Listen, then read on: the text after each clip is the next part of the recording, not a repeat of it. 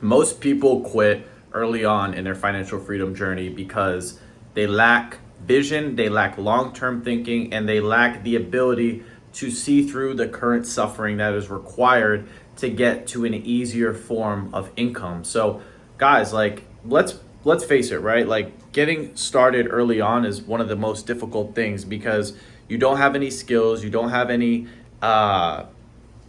pathways that you're like congruent in where hey, I'm good at this, right? So early on, right, a lot of what you're doing is just using your like pure brute force, right, to get to a certain level, whether it's in your main career or your main business that you're working at. So the point is that it's hard in the beginning because typically the work we're doing, let's face it, it's grunt work, right? It's redundant, it's tiring. The people we're around, we don't like, we're typically not excited to be around and really spend time, at whatever job or form of work we're doing. So guys, like, the hardest part, I would argue, and again, it varies depending on your income and it varies depending on your living expenses and how your life is set up.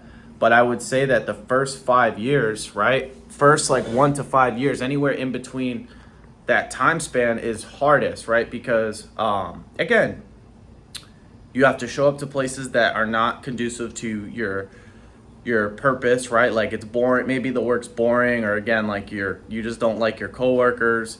So one thing I can say is that part of the journey is difficult, right? And a lot of people get stuck in that phase because they think that is the end game. They get confused and they start to think that is how things were just going to be, and that's just the only way they can live if they want to like have a financially abundant life and future. So one thing I'll say is that a lot of people who are successful and investors and entrepreneurs, like they all have one thing where they say like the first 100K is the hardest, right? Like the first 100,000 YouTube subscribers is the hardest. The first $100,000 of revenue is the hardest. The first $100,000 in form of passive income with your stocks or your real estate is the hardest. So the biggest thing is like being able to get through that initial phase, right? And then instead of like working super hard and just putting your face down and like really not using your brain, right, just kind of just using pure brute force, right, now you can start to transition into using your mind, using your faculties, and using your logical thinking to create income streams and to create systems or whatever form of service that you're working on. So the biggest thing to understand in this phase of life, and this typically includes guys that are in their early 20s and maybe mid 20s or around there, right? So this phase is not for like enjoying the fruits, right? And like seeing like the large fruits. This is the phase where you are like literally building the foundation, and then based off of how well your foundation is and how well you were able to execute on doing the dirty work early on, now from that point you can start to build whatever you want, right? Like, and it's not so much about like you doing a business or you having a side hustle or something like that. It's more so like you have choice when you're able to invest, right? Or you're able to accrue a large sum of money through your stocks or through your properties or through your trading or whatever it is, like that by default gives you choice, right? So whether you want to pay off your house, whether you want to be a minimalist, whether you want to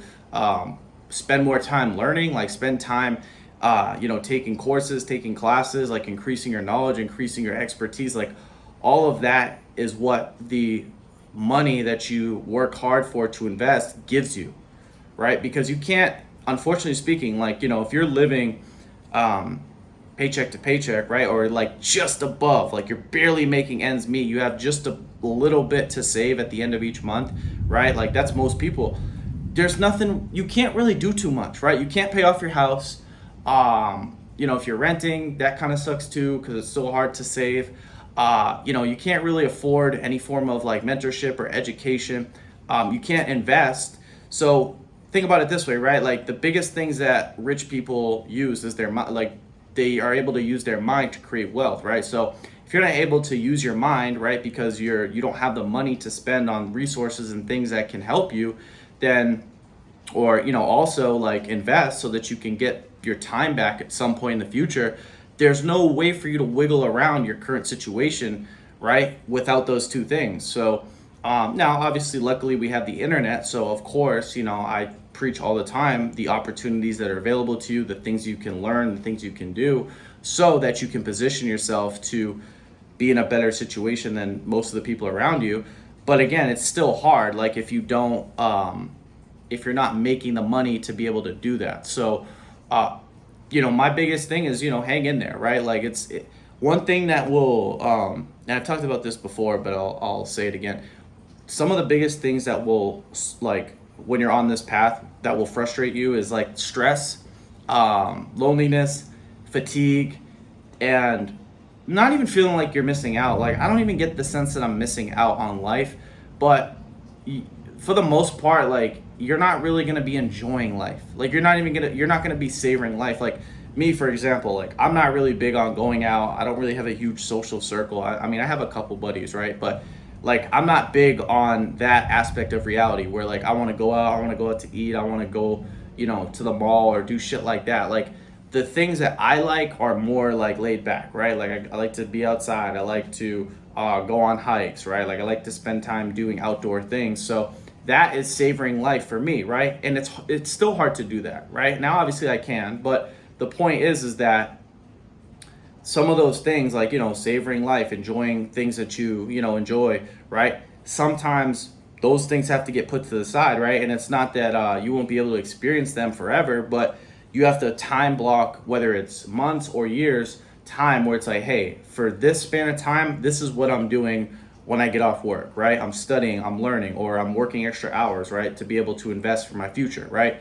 So that, I think, is really the hardest thing, is like the loneliness, the stress, and like feeling tired all the time. Like, that's something like I've really kind of got used to at this point, like just being tired, right? Like, that's something that obviously will go away in the future, but I understand that during certain phases of life, like, you just have to use your body, right, to be able to make money. And that's the thing that most people don't want to do, right? Most people are lazy. Most people don't want to do shit. They don't want to move. They don't want to do anything. You see it.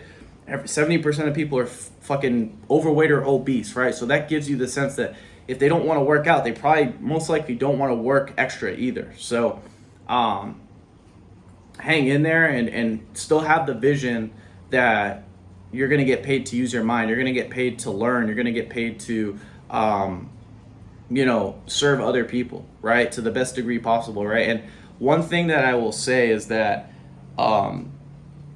the biggest benefit to sacrificing time and really laboring and figuring out in the beginning is that eventually you'll get to the point where you don't have to, and you'll be able to venture. It's like an opening, right? Like, for example, like me, this upcoming like crypto bull run, right? I'm gonna probably take out a good between 25 and 30% of my portfolio. So anywhere between 60 and 120,000, depending on like how bullish we get by the end of this year, right?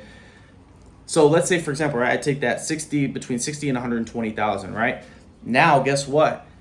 I don't have to work as hard from my labor, because I can use that passive income, right? Like that quarter percentage that I dollar costed out to reinvest, right? Whether that's reinvest into my index funds, whether that's reinvest in the bear market when everything goes to the prices plummet, whether that's invest into more contracts during my trades. So instead of making buying one contract and only making money off one contract, I can buy 2 or 3 or 4 contracts and quadruple my income when I day trade, right? So the point is that you want to get to a point where you can use not all of it, right? Because you want to keep some of your income into your prices that you got in, right? Whether it's index funds, Bitcoin, Ethereum, whatever. But the point is that you want to take a quarter or some of that income to be able to reinvest it. Maybe it could be to reinvest it in the stock market. Maybe it's property, right? Some people want to do property. Some people want to do Airbnb, right? It just depends on you, right?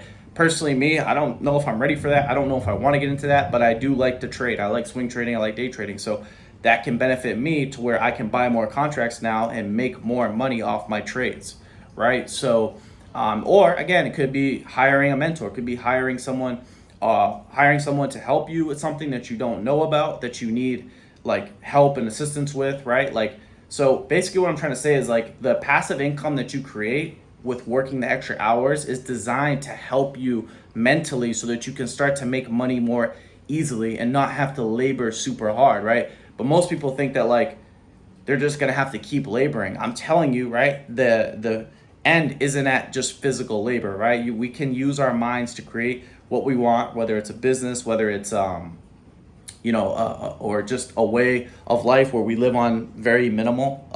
We live minimalistically and we're able to kind of just, get by doing whatever work we want remotely. So I just want to kind of give you guys the pat on the back for where you've got to right now, and just to keep going, right? Like I just want to give you the praise, but I also want you to keep going, right? Like if you're still putting in that hard work and really laboring, like that, this is it, guys. Like if you're able to get through whatever amount of time it takes you to get to a certain level where you have the money to do what you want, then you're on the right path, right? And being able to deal with frustration, being able to deal with loneliness and stress, if you're able to sit with those emotions and states of being, right, and get used to it, right, just for a short period of time. And that's another thing, like it's not going to be like this forever, right? If you find yourself tired or fatigued or stressed or lonely or doubt, like sometimes doubt props up too, like you're like, damn, am I gonna be working this shit forever? That happens a lot, right? I'm sure you guys can relate. Just know that those things are gonna be there, they're gonna come and go, but eventually, right, like all those things, they don't disappear completely, right? But you get to a point where once you understand or once you enjoy what you're doing, you're making enough through your passives, now you can choose what you want to do. You're not having to work and be tired and fatigued as much because you're not using physical labor all the time, right? So yeah, guys, that's it. That's all. I hope you guys enjoyed this video. If you guys enjoyed this video, make sure to give it a thumbs up. If you're new to my channel, make sure to subscribe. If you guys have any questions, comments, feel free to leave them down below. And as always, I will talk to you soon. Peace.